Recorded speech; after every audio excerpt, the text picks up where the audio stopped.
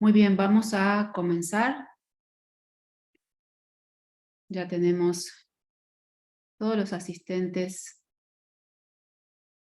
Bien, y comenzamos con el disclaimer. Como siempre, al ingresar a la presente sesión de UDEM, los participantes entienden y aceptan que sus datos personales y o imagen podrán ser divulgados por la Universidad de Monterrey para los fines aquí descritos. La sesión será grabada y almacenada para conformar un repositorio que servirá para futura consulta y referencia. También podrá ser difundida por la Universidad de Monterrey para fines informativos, administrativos y otros relacionados con la promoción por parte de la universidad. Toda la información compartida tiene carácter confidencial y, por lo tanto, no podrá ser transmitida, grabada ni divulgada en ninguna forma a ningún tercero. Las opiniones expresadas en esta sesión son responsabilidad de cada participante. Muy bien, entonces es así como damos inicio a esta siguiente actividad y lo que nos espera es una conferencia magistral del doctor Antonio Corona. Voy a tomar un par de minutos para comentarles que el doctor Corona es doctor en estudios humanísticos con especialidad en comunicación y estudios culturales, maestro en ciencias con especialidad en comunicación, licenciado en comunicación, investigador nacional en el nivel 1 del Sistema Nacional de Investigadores, profesor investigador de la Facultad de Ciencias de Comunicación de la Universidad Autónoma de Coahuila. Además es miembro del Cuerpo Académico Cultura e Identidad de la Asociación Mexicana de Investigadores de la Comunicación y de Corpus Grupo Internacional de Estudios Culturales sobre el Cuerpo. Autor de diversos libros, capítulos y artículos científicos. Su trabajo de investigación se centra en la representación de identidades y diversidades en redes sociales, videojuegos y otros espacios virtuales con enfoque en los procesos de otrificación y constructos mentales de diferencia que pueden conducir a polarización, discriminación y violencia. Sus proyectos actuales de investigación se enfocan en el análisis cuantitativo y cualitativo de discursos en redes sociales mediante herramientas de procesamiento del lenguaje natural. Es así como le damos una muy cordial bienvenida al doctor Antonio Corona. Adelante, Antonio, te cedo la palabra. Gracias. Muchas gracias, Virginia. Muchas gracias por la invitación. Me da mucho gusto estar por acá compartiéndoles esta plática. Bueno, creo que ahí está bien ya la presentación. Como les comentaban, bueno, yo soy Antonio Corona. Mucho gusto andar por acá.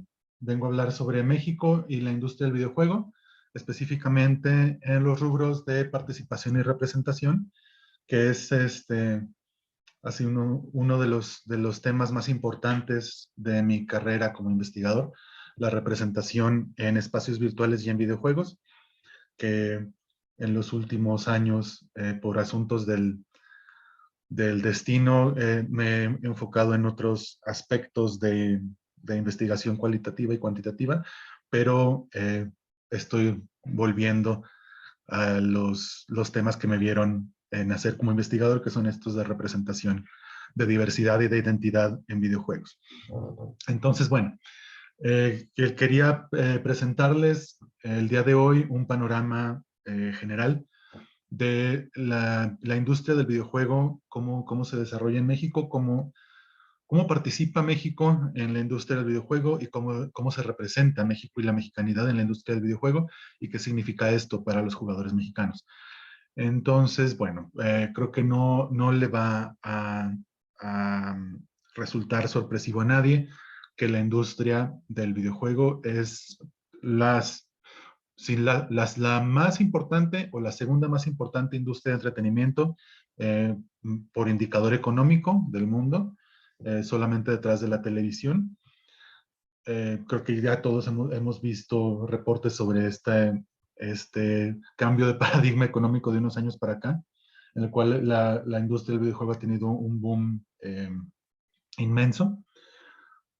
Ahora, hoy en día, 2022-2023, estamos hablando de que a nivel global, la industria del videojuego es más del doble de tamaño que la industria del cine y la industria de la música combinadas. Entonces es una industria donde se mueve mucho, mucho, mucho dinero, mucho esfuerzo, mucho trabajo, muchos flujos económicos, muchos flujos laborales, incluso flujos migratorios, dependen de la industria del videojuego. Y bueno, a mí lo que a mí me interesa platicar el día de hoy es cuál es el papel de México en este entramado industrial económico que está detrás de la producción de videojuegos. Bueno, para pensar en el papel de México, tenemos que empezar por pensar en el papel de México como mercado, es decir, como consumidores de videojuegos, para luego ya pensar en México como partícipes en la producción. Entonces, si vemos, viendo, vamos a ver unos números así rápidamente, unos números brutos en papel, en números por tamaño del mercado. México, en teoría, en papel, es el segundo mercado más grande de Latinoamérica, detrás solamente de Brasil, que Brasil está consumiendo aproximadamente 1.300 millones de dólares al año en videojuegos, y México va cerquita en segundo lugar con 1.174 millones de dólares en consumo anual. Entonces, en teoría, como les digo, seríamos el segundo lugar de Latinoamérica por tamaño de mercado. Sin embargo, bueno, para mí personalmente esta métrica de tamaño de mercado no me, no me satisface del todo porque no es representativo de la cantidad de dinero que está gastando el mexicano promedio en videojuegos en el año. ¿Por qué? Pues porque esta métrica de tamaño de mercado depende mucho del tamaño de población. Entonces, a mí la métrica que me gusta más para representar cuál es el tamaño o cuál es, no cuál es el tamaño, sino cuál es la importancia del videojuego como eh, consumo económico de entretenimiento para el mexicano promedio, es dividir este número entre la cantidad de habitantes, lo cual nos da un indicador de dólares por habitante o un indicador de cuántos dólares al año gasta el habitante promedio del país en videojuegos. Y ahí ya tenemos un panorama un poquito diferente. Bajamos hasta el cuarto lugar. Tenemos menos de la mitad de consumo por habitante del que tiene Chile, por ejemplo. Puerto Rico, Uruguay son países que nos rebasan en este sentido, en dólares gastados por habitante al año en videojuegos. Sin embargo, seguimos estando cerca de la cima, o sea, seguimos estando cerca de los más altos lugares en Latinoamérica como mercado, porque somos un mercado muy grande. Sin embargo, tenemos que tener en cuenta que el mercado latinoamericano no es un mercado muy grande en ese sentido. Entonces, si vemos una comparativa entre nosotros, México como mercado de videojuegos, o sea, como mercado de consumo de videojuegos, comparado con Japón y con Estados Unidos, vamos a ver de una manera ya más contextualizada qué lugar tiene México como consumidor de videojuegos en el mundo. Y vamos a ver que nuestro consumo muy orgulloso consumo hasta cierto punto de 1.100 millones de dólares al año en videojuegos, palidece frente a los 30.000 millones en Japón, 45.000 millones en Estados Unidos. China también anda entre los 45.000, 46.000 millones. Y voy a volver a esta gráfica comparativa cuando hablemos de representación, porque es muy importante para ver por qué se está dando la representación como se está dando en los videojuegos de las identidades y de los espacios mexicanos. Esta gráfica es de suma importancia. Pero ahorita vamos a pasar a lo que sigue, que es la participación de México, no ya en el lado del consumo, sino en el lado de la producción o de la creación, la parte económicamente productiva de la industria. Entonces, en ese sentido, tenemos muchos distintos tipos de Antonio, participación. ¿Sí? Antonio, estamos viendo la presentación de la que estás hablando, la imagen de la que estás hablando, pero también la siguiente. No Ah, sé ya. si tengas posibilidad, sí, de ponerla como pantalla completa. Sí, dame un momento. A ver, voy a dejar de compartir. Ok. Es que tengo dos pantallas y creo que estoy compartiendo en la que no es. Ok, va. Mm,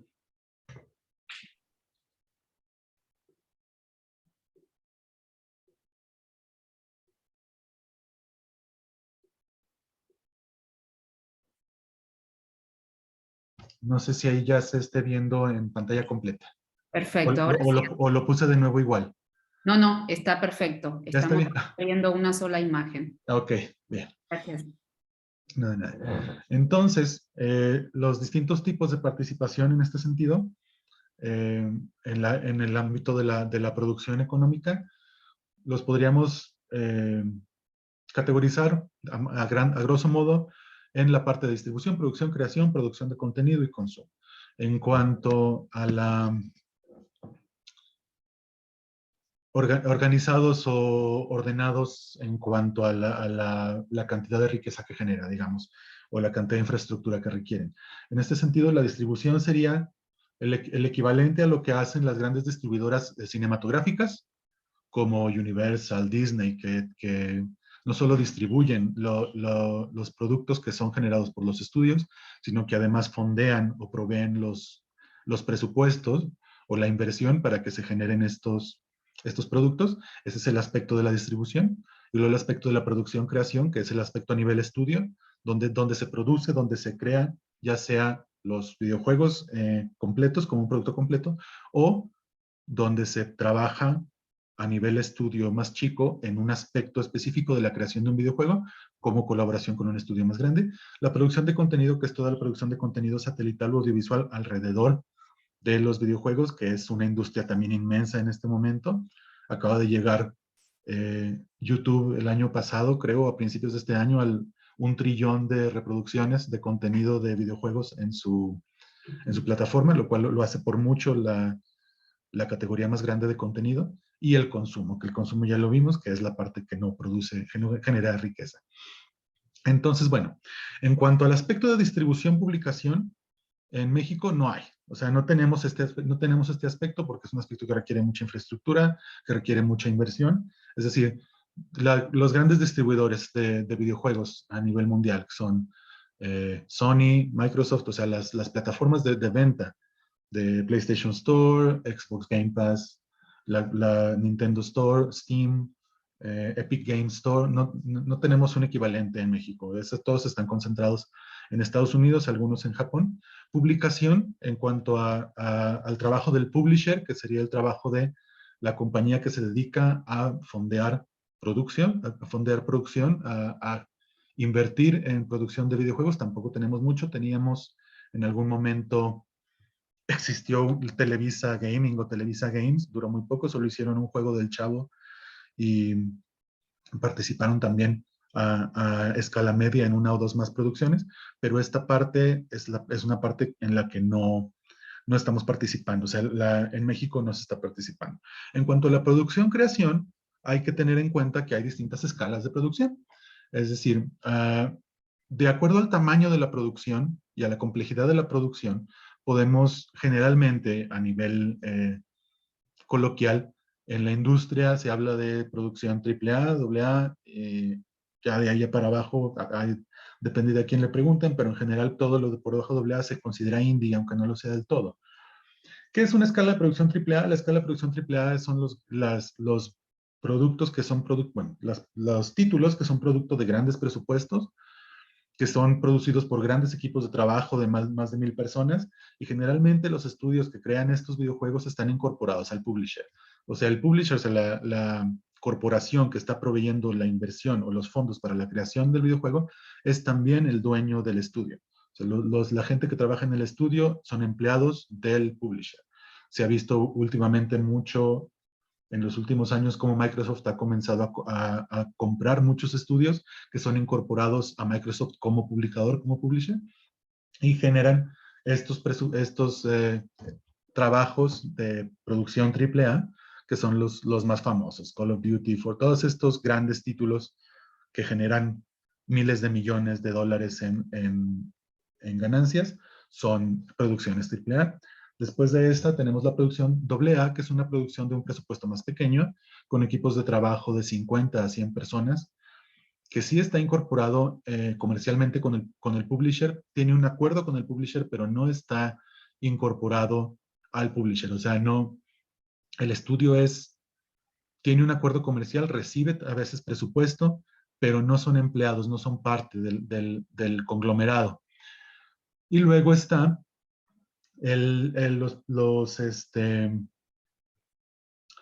las producciones indie o indie por independientes, que tienen presupuestos mínimos cuando tienen presupuestos, que son equipos de 1 a 20 personas y que trabajan de manera independiente, es decir, que autopublican sus contenidos, sus productos, o que después de haber finalizado su producto generan atención si son muy buenos por parte de algún publicador, de algún distribuidor, y reciben una distribución de esta manera, pero generalmente no tienen un acuerdo de publicación cuando comienzan su trabajo. Y es ahí donde está la mayor posibilidad de creación en México y en Latinoamérica en general, y en general en las periferias de la industria, donde no hay tanta infraestructura, donde no hay tanta riqueza para generar estos productos, ahí es donde se le apuesta a la creación de productos independientes. En cuanto a esto, tenemos en México la Asociación Mexicana de Videojuegos, o AMEXVID, que cuenta con un catálogo de 185 empresas que se dedican, no todas a la producción, algunas son empresas de educación, algunas son empresas de marketing, pero la mayoría al desarrollo de videojuegos, algunos de proyectos completos, o sea, de productos completos, la mayoría de productos móviles, que son más fáciles de producir, requieren menos presupuesto, requieren menos infraestructura. Algunos también que generan productos para consolas, productos para PC, etcétera. Y muchas de estas empresas también se dedican a la subcontratación de aspectos específicos de alguna producción, o sea, al modelado en 3D, a la generación de menús, o sea, cosas que son más que la producción completa del juego, la colaboración con un estudio más grande en la producción de algún aspecto en el que está especializada la empresa o el grupo de trabajo. Esto es más o menos donde alcanzamos a trabajar en México. No nos podemos, ahorita vemos por qué, no nos podemos expandir un poco más allá. Tenemos trabajo, la mayoría de estos videojuegos que se generan son videojuegos independientes. Ha habido videojuegos independientes creados en México que han tenido mucho éxito. El más representativo o el más exitoso es Kerbal Space Program, creado por Monkey Squad, que es el videojuego mexicano más exitoso de la historia, pero es, a fin de cuentas, un videojuego independiente que ganó muchos premios, que fue muy famoso y que se consume en su mayoría fuera del país por cosas que vamos a ver ahorita. Entonces, ¿qué son las cosas que nos impiden ir más allá en la producción o participar más en la producción de trabajos más complejos? Bueno, pues hay varias cosas que hay que tener en cuenta. Primero, pues la brecha digital. Y aquí en brecha digital, yo, por ejemplo, cuando hablo con mis alumnos, les hago mucho hincapié en que la brecha digital en estos asuntos no es brecha digital de acceso, sino brecha digital de generación de riqueza. ¿A qué me refiero? Generalmente, cuando pensamos en la brecha digital, pensamos en la brecha digital de accesos, en la brecha al acceso a la tecnología. Y en ese sentido, pues a veces pensamos, bueno, es que la brecha digital lo que significa es que hay gente que a lo mejor no tiene acceso a un celular, que a lo mejor no tiene acceso a una computadora y no se puede conectar a Internet. Pero la brecha digital que nos importa, por ejemplo, para ver cómo vamos a hacer progresar la industria de la producción de videojuegos en México, es la brecha digital de explotación de la riqueza. Es decir, no es lo mismo tener acceso a un teléfono celular que tener acceso a la infraestructura, a la educación, al capital social y al capital económico para poder lucrar con la tecnología. Es decir, no es lo mismo tener acceso a un celular que tener la capacidad de crear una aplicación que me genere riqueza con el celular. Crear artefactos, productos, crear plataformas.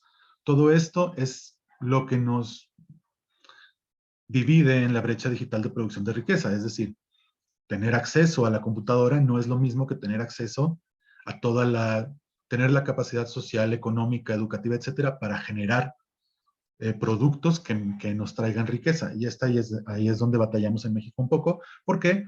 Porque tenemos algunas carencias de educación, tenemos muchas carencias en cuanto a la capacidad de adquisición, o sea, nos falta dinero para adquirir el hardware necesario para producir, nos faltan lenguaje, la industria del videojuego se desarrolla en inglés y a veces en muchas partes del país tenemos carencias de lenguaje en ese sentido, o sea, de manejo del inglés. Y también tenemos una baja especialización en la fuerza de trabajo. La industria del videojuego es una industria de alta especialización y la fuerza de trabajo en México es una fuerza de baja especialización y también una baja especialización en la fuerza creativa. ¿Qué nos da esto? Son las barreras que nos impiden incorporarnos más a a la parte productiva de la industria. ¿Qué podemos hacer entonces? Bueno, en cuanto a avenidas de producción, tenemos la escena indie, que es la escena, como les digo, es la escena donde más podemos producir porque requiere equipos de trabajo pequeños, requiere presupuestos pequeños. Ya se ha ido generando una cultura de la industria indie desde hace unos 10 años para acá, 15 años para acá, donde es una opción real y una opción económicamente viable especializarse en la industria independiente de videojuegos.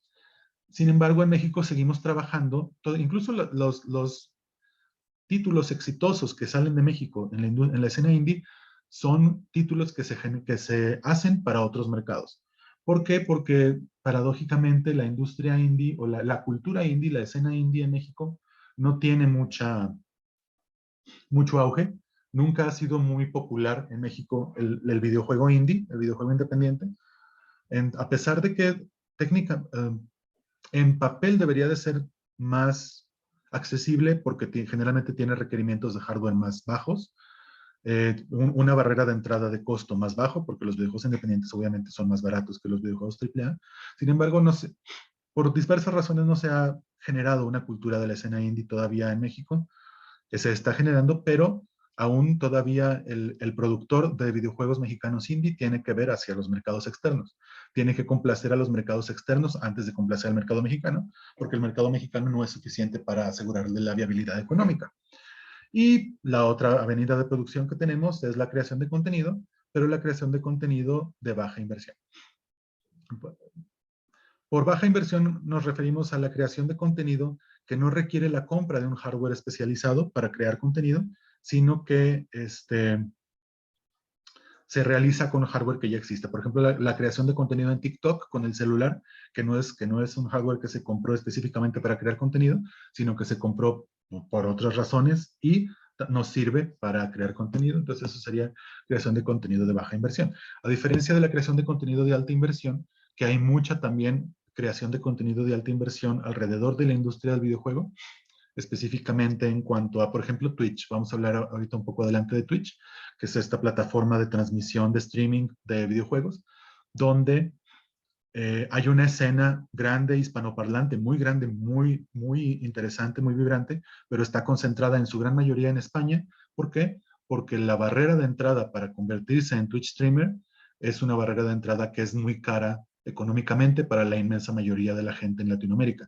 Entonces, por lo mismo, en España hay una menor necesidad de inversión en minutos de trabajo para tener la infraestructura que en México o que en el resto de Latinoamérica, y por eso la creación de contenido de alta inversión se hace un poco más complicada. Bueno, esto es el lado de la producción. En cuanto a la representación, ahí ya quisiera yo volver bueno, por representación me refiero a la representación de México y la mexicanidad en los videojuegos. Y ahí es donde quisiera yo regresar a la comparativa que habíamos visto al principio entre el mercado de México y el mercado de Estados Unidos. ¿Por qué? Porque esta comparativa nos habla de una relación centro-periferia en cuanto a la producción y consumo de videojuegos en la zona en la zona de las Américas. Puede ser de Norteamérica, pero también de las Américas en general. Y yo en este caso, yo me gusta mucho darle este ejemplo a mis alumnos para entender esta relación de centro-periferia del el globo terráqueo. Les pido que se imaginen el globo terráqueo, que se imaginen la Tierra de lejos. Y les digo, bueno, generalmente aquí en México, cuando les digo que se imaginen la Tierra de lejos, no se van a imaginar este lado de la Tierra, se van a imaginar este otro lado de la Tierra. ¿Por qué? Porque estamos en México. Entonces, bueno, una persona en España o en Francia se va a imaginar el otro lado de la Tierra porque es el lado que los tiene a ellos como centro. Sin embargo, lo más importante aquí es que la representación del espacio es un constructo social, sí, pero como constructo social, la representación del espacio también es producto de una serie de relaciones de poder sociales, económicas, etcétera, y no nada más de la imaginación de cada grupo identitario de cada persona. Entonces, la razón por la cual el logo de Universal o las fotos más icónicas de la Tierra son esta de al lado, donde se ve México en el centro, no es porque México está en el centro, sino porque Estados Unidos está en el centro. Y nosotros nos colamos en la foto porque estamos pegados con Estados Unidos, pero el centro industrial es Estados Unidos y por lo tanto el centro de creación de contenido y el centro de la representación es Estados Unidos porque Estados Unidos va a buscar representarse a sí mismo. Entonces, bueno, en este sentido, para entender de dónde viene la representación en los videojuegos, tenemos que entender dónde se están creando. Y las mecas de la industria del videojuego son tres: Estados Unidos, Japón y Europa del Norte. Ahí, en esas tres creation hubs o mecas de producción, se generan el 99.5% de los videojuegos exitosos del mundo. Entonces, todas las representaciones o la inmensa mayoría de las representaciones con las que va a interactuar un jugador en cualquier parte del mundo son producidas en Estados Unidos, Europa del Norte y Japón, y por lo tanto vienen codificadas con una cosmovisión, con una manera de ver el mundo, con un sistema de valores de alguno de estos tres orígenes. Y otra cosa que hay que tener, que es muy importante y que hay que tener en cuenta, es que además la representación va a obedecer a las demandas comerciales de los grandes mercados. ¿Por qué? Porque claramente, si un mercado es así de grande y es así de más, más importante en tamaño que otro, a ese mercado es al que le va a hacer caso la industria porque es el mercado que les puede generar mayor riqueza o que les puede generar menor riqueza en otro momento si el mercado no está contento o complacido con la manera como está siendo configurada la representación. Entonces, la representación que vemos obedece a las demandas comerciales de los grandes mercados, en este caso del mercado estadounidense.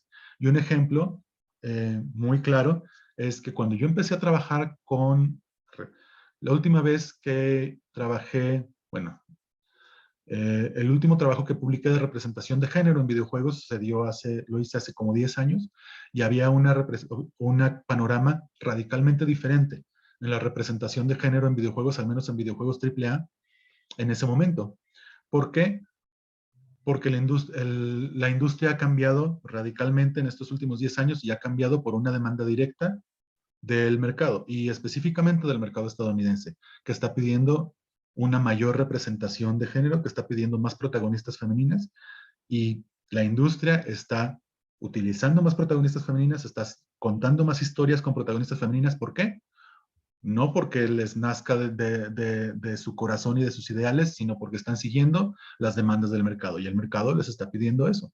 Entonces, la razón por la que vemos tantas protagonistas femeninas en comparativa con lo que veíamos hace 10 años es porque un mercado que es crucial para la industria lo está pidiendo. Entonces, bueno, aquí hay que hablar de dos esferas de representación cuando hablamos de representación en videojuegos, que es la representación identitaria y la representación espacial. La representación identitaria para mí es la representación de las identidades e intersecciones identitarias nacionales, étnicas, de género, grupales, religiosas, etcétera, que conforman una configuración representativa en un espacio virtual o en un videojuego. Y la representación espacial sería la representación de espacios y lugares significativos y o representativos de distintos poderes, grupos e identidades. Y aquí lo que más me interesa a mí es que tengamos en cuenta y tengamos claro que tanto las identidades como los espacios y lugares son constructos sociales y que culturalmente, no económicamente, no políticamente, sino culturalmente México no es un fenómeno de la realidad, no es un fenómeno, ¿cómo se dice?, verificable, sino que es más bien una idea, es un constructo social, la idea de México. Y si le preguntamos a una persona qué tanto le gusta Coco como representación de México y qué tanto se siente representado por Coco, va a depender de qué tan cercano esté culturalmente a la representación de Coco. Sí, y eso no significa que sea más ni menos mexicano, sino que hay distintas configuraciones, tanto espaciales como identitarias de México, y que esta idea de que se puede representar a México completamente en un solo producto es más bien un sueño. Entonces, la cosa es que si todas las identidades y los espacios lugares son constructos sociales, entonces la eficacia de una representación no puede medirse ni juzgarse objetivamente de manera cuantitativa como lo haríamos. No podemos ver los números ni las barras como lo veíamos con la participación del mercado. ¿Por qué? Porque no estamos hablando de algo que sea mesurable, que no es algo que podamos encontrar y medir directamente en la realidad. Entonces, para mí al menos, la manera en la que podemos analizar qué tan eficaz es una representación es yendo con las personas cuyas identidades están relacionadas con las identidades y espacios que están siendo representados y preguntarles si se sienten representados. Y esto es lo que a veces intentamos hacer para ver qué tan eficaz es la representación en distintos espacios virtuales o espacios en videojuegos. Y les voy a platicar rápidamente de este estudio de caso, que es el estudio de caso de la representación de México y la mexicanidad, que es el aspecto identitario y el aspecto espacial, en Forza Horizon 5, un juego de Microsoft, AAA, que está ambientado en México. Completo, todo el videojuego se desarrolla en México, bueno, una versión muy idealizada de los espacios rurales mexicanos. Y específicamente lo que analizamos en este caso fue qué pensaban los distintos grupos identitarios de la representación de México y la mexicanidad en este juego, y lo hicimos analizando conversaciones en la plataforma Twitch de transmisión de juego. Y bueno, volviendo, como les decía, Twitch es una plataforma de creación de contenido que categorizaríamos como de alta inversión. Por lo tanto, de entrada podemos ver, así es una tabla que les quería eh, compartir rápidamente para ver la diferencia en promedio de espectadores entre los juegos, los canales más importantes que salieron en la muestra y los mexicanos, que son los de abajo, ¿no? En general, los canales mexicanos tienen una mucho menor promedio de espectadores. El DEV es el único canal mexicano con un alto promedio de espectadores, pero es porque el DEV vive en Chicago. Entonces, su infraestructura, toda la infraestructura económica, de conexión, etcétera, es correspondiente a la de Estados Unidos y no a la de México. Y ahí es donde se van haciendo los abismos de distancia entre la gente que tiene acceso a generar riqueza con las plataformas y la gente que no lo tiene. Pero bueno, específicamente, este estudio se trataba de ver qué pensaban los mexicanos sobre los jugadores mexicanos que estaban viendo jugar a los streamers sobre la representación de México, y lo que encontramos fue que pensaban los comentaristas mexicanos que estaban viendo el juego que en México no había suficiente violencia en Forza Horizon 5 para que representara adecuadamente a México. Como podemos ver aquí algunos comentarios preguntando, bueno, si es México, ¿dónde están los balazos? ¿Dónde están los narcos? ¿Dónde están los puentes con colgados, etcétera?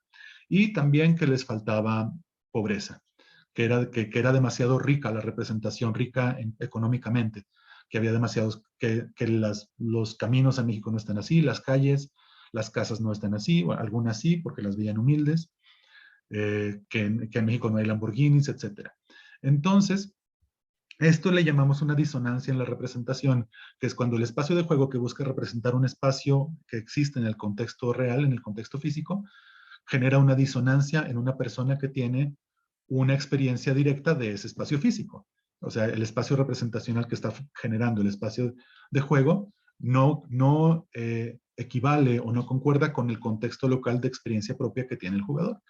Entonces, bueno, vemos aquí que hay una queja directa de los jugadores mexicanos respecto a que esa representación que se buscaba hacer de México le falta violencia y le falta pobreza para realmente resonar con la experiencia de los jugadores mexicanos.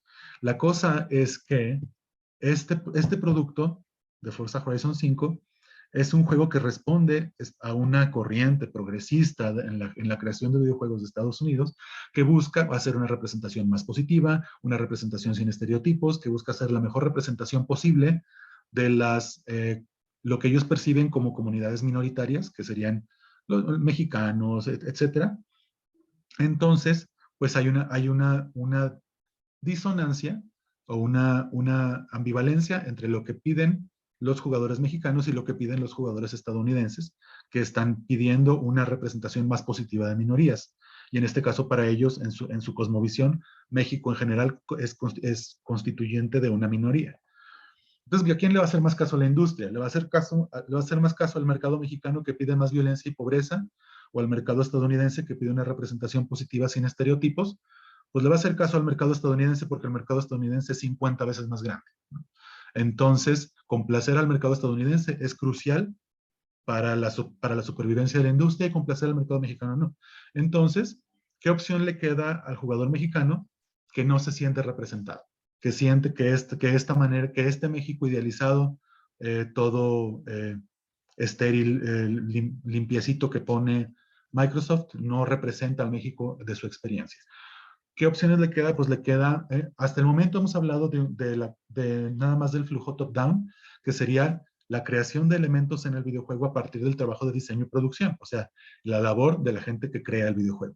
Pero hay otro flujo de creación de elementos significantes en el juego, que es el flujo de creación bottom-up, que es a partir de la experiencia de juego contra juego y modificación, que es cuando el jugador se da cuenta de que no le gusta cómo está configurado el juego y se da él mismo a la tarea de cambiar el juego, ya sea jugándolo de otra manera, jugando de una manera contraria a la que estaba planeada, o ya entrando y modificando directamente el juego. Y es ahí donde está la inserción de elementos significantes, bottom-up, que es donde el jugador que no tiene acceso a la industria, que no es parte de la industria, pero que quiere tener una mayor representación, puede configurarse en comunidades de modificación para modificar juegos existentes para que les representen más los espacios que ellos quieren representar. Y la más importante y con la que he trabajado más a lo largo de mi carrera como investigador es con las comunidades de modificación de Grand Theft Auto. ¿Por qué? Porque los jugadores mexicanos tienen esta idea compartida de que la extrema violencia y pobreza, otra vez, de los espacios virtuales de Grand Theft Auto es la más parecida a la experiencia urbana que ellos encuentran en su vida cotidiana en México y por eso parten de ahí para empezar a generar nuevos contenidos que sí sean más representativos de la vida en México y los insertan a estos espacios para convertirlos en espacios híbridos que sienten que los representan más que los espacios que los espacios que buscan representar la mexicanidad de esta otra manera. Entonces, bueno, en resumen, los jugadores mexicanos perciben que el México representado en videojuegos que vienen de los mercados, de las mecas de producción, les falta violencia y pobreza para hacer realmente una representación fidedigna de su experiencia como mexicanos, y la representación top-down no va a cambiar porque está obedeciendo a la demanda comercial del gran mercado, que es crucial para la supervivencia de la industria. Entonces, las avenidas de autorrepresentación que le quedan al jugador mexicano son la escena de modificación, o sea, en estas comunidades de modding donde se modifican los juegos, y la creación de contenido audiovisual una vez más, que cuando yo empecé a trabajar con estos temas no existía tanto, pero ahora también es una parte muy importante de la cultura gamer y de la cultura del videojuego, tanto en los grandes mercados como en los mercados periféricos como México. Y bueno, esto es la parte de representación. Y pues ahí nos quedamos porque ya se acabó el tiempo. Muchas gracias. Muchísimas gracias, Antonio, por esta conferencia. Un tema muy actual por cierto, muy interesante. Por favor, vamos levantando la mano, quienes queramos hacer comentarios, preguntas, aportaciones en general al tema de los videojuegos, de la comunicación. Tienen la opción allí de levantar la mano directamente. Y Anabel. Muchas gracias por tu ponencia, fue muy interesante y sí es muy congruente lo que explicas. A mí me llama la atención, ya que has estado investigando todo esto, ¿qué paralelos encuentras con la escena en Japón o la escena en Europa? Es decir, nosotros somos periferia de la escena en Estados Unidos, ¿y cuáles son las periferias que has detectado interesantes en razón al mercado europeo y al mercado japonés? Muy, muy interesante. Efectivamente, nosotros estamos en una dinámica de centro-periferia en las Américas, pero hay otras dinámicas de centro-periferia. En Japón ha cambiado, en la escena asiática ha cambiado mucho, mucho, porque Corea se ha convertido también en un mercado inmenso y en un mercado además de alta producción. Entonces, pues, es lo que vemos con el surgimiento de todo el K-pop y todas las industrias culturales en Corea, es que y sobre todo en la industria en Japón hay growing pains o eh, tensiones que surgen con el cambio de que Japón siempre ha visto a Corea como una periferia y ahora Corea se está convirtiendo en un centro y Japón tiene que lidiar con ellos de otra manera, tiene que incorporar los contenidos japoneses, los contenidos coreanos o los valores coreanos a su producción para seguir siendo viable como industria, porque además hay otro problema que la industria japonesa cada vez se aísla más porque su estética de producción difiere mucho de la europea y de la estadounidense.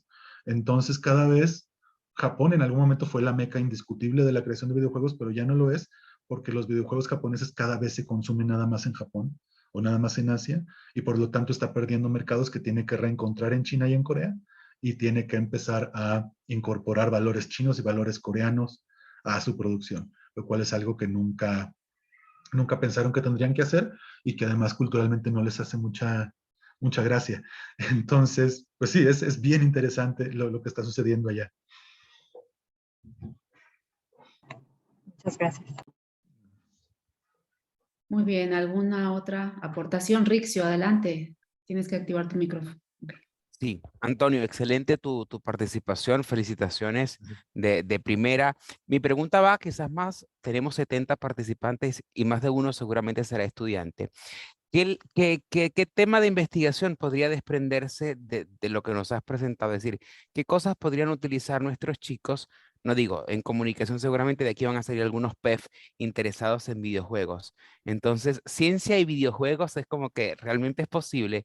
¿Qué cosas o qué terrenos creen que podría ser exploratorio para nuestros alumnos o cualquier otro investigador? A mí me interesa mucho siempre uno de mis temas más queridos de investigación es el análisis de discurso. Entonces, el discurso visual, el discurso hablado en torno a los videojuegos, análisis económicos, como veíamos aquí, la representación de género, la representación étnica, las interacciones también. O sea, es bien interesante. Bueno, siempre hay un pleito, varios pleitos adentro del estudio de videojuegos respecto a los términos, pero mucha gente habla de cultura gamer, y a mí específicamente me gusta más hablar de videojuego en la cultura, o sea, del videojuego como una intersección identitaria dentro de los contextos culturales de la gente, pero hay tantas posibilidades de investigación.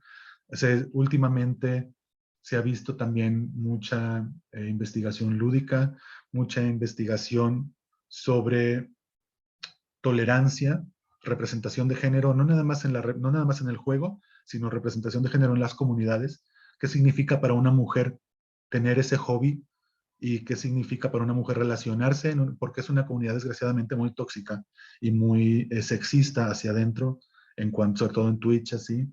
En este trabajo que hicimos de Twitch de la representación de espacios en México, uno de los resultados emergentes es la cantidad, todavía pareciera esperaría uno que no, pero todavía la cantidad enorme de sexismo y de misoginia que hay en la enunciación de los jugadores. Entonces, pues, a pesar de que cuando hacemos los análisis demográficos, vemos que muchas mujeres juegan, en cuanto a distribución demográfica no hay mucha diferencia entre la comunidad de gente que juega y la comunidad o sea, la constitución demográfica de la población en general. Sí hay mucha diferencia en los discursos, en la gente que convive en Internet, en la gente que interactúa. ¿Por qué? Porque las mujeres todavía no se sienten seguras en estos espacios y no se hace suficiente para que se sientan seguras. Entonces, para todos los intereses hay mucho de dónde investigar. ¿Alguna otra pregunta o aportación? Me quedé pensando, Antonio, sobre lo que decías y quizá pudieras tener algún comentario sobre a la interna, ¿no? Desde el punto de vista de nuestras universidades, desde el punto de vista de nuestras carreras, me surge la duda o la reflexión sobre cuáles son los contenidos que estamos trabajando en torno a esos temas y cuáles pudieran ser las áreas de oportunidad que tenemos en las carreras de formación en comunicación actualmente, ¿verdad? En nuestra área. Por otro lado, paralelo a eso, el tema de la formación de los maestros. Aquí siempre aparece el tema generacional, ¿verdad? Y maestros que quizá no tienen el tiempo, no tienen o la formación o la costumbre para dedicar tiempo a la investigación y al uso de videojuegos, y cómo también esto tiene una intersección con la cultura del ocio, ¿no? Que por ahí tiene como mala fama, ¿no? Dedicar demasiado tiempo al ocio o a los juegos o a los videojuegos. Y por otro lado, el aspecto que toca en esa zona gris entre el videojuego y la utilización cada vez mayor de las tecnologías y de las inteligencias artificiales. ¿Qué comentario pudieras hacer en ese sentido, Antonio? Pues sí, es muy interesante. Acaba de ser la GDC, Game Developers Conference, que es el gran simposio donde se juntan todos los grandes productores de videojuegos y toda la industria para hacer su análisis anual de hacia dónde van, cómo se está. Y todo el fin de semana del GDC, de lo único que se habló fue de inteligencia artificial y de cómo la inteligencia artificial va a cambiar radicalmente la manera como se hacen los juegos, porque va a automatizar una gran parte del proceso. Y esto es algo que bueno, independientemente de este tema, ya estamos haciendo reforma curricular acá, y una de las cosas es, se tiene que hablar de esto, se tiene que enseñar a los alumnos a tratar con ello, porque es algo que ya lo tenemos a un lado, ya ni siquiera lo tenemos enfrente. Y específicamente en el campo de los videojuegos, una de las cosas más importantes que va a cambiar respecto a la inteligencia artificial es que, por ejemplo, con lo que les decía de que en México muchas empresas que se dedican a los videojuegos lo que hacen es tomar trabajos de staff, trabajos de subcontratados de baja especialización, que es más barato para las compañías estadounidenses hacer el offshoring, de mandarlo para acá y que lo hagan acá la gente que sí tiene una especialización, pero no la suficiente como para estar en cosas más complejas, y ese trabajo se va a automatizar. Entonces, de entrada, esa fuente de trabajo se pierde porque es algo que ya se va a hacer de manera automática, y sin embargo, también nos permite tener una mayor agencia, porque nosotros también podemos utilizar la inteligencia artificial para generar, para nivelar un poco la cancha, porque ya no vamos a necesitar tener 15 licenciados en sistemas o que tengan la gran capacidad para codificar, si tenemos acceso a estas tecnologías. Entonces es algo que va a cambiar mucho, y creo que es algo que tenemos que tener en cuenta tanto para esto como para cualquier programa de comunicación, que tenemos que estar trabajando desde ayer para esto. Es una cosa bien interesante, pero que va a ser un cambio de paradigma enorme.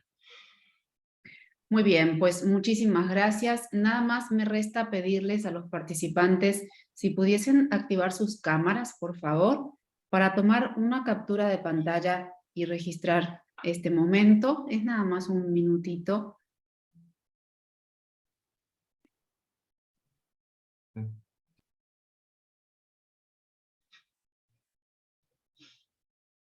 Muy bien, vamos a la 1,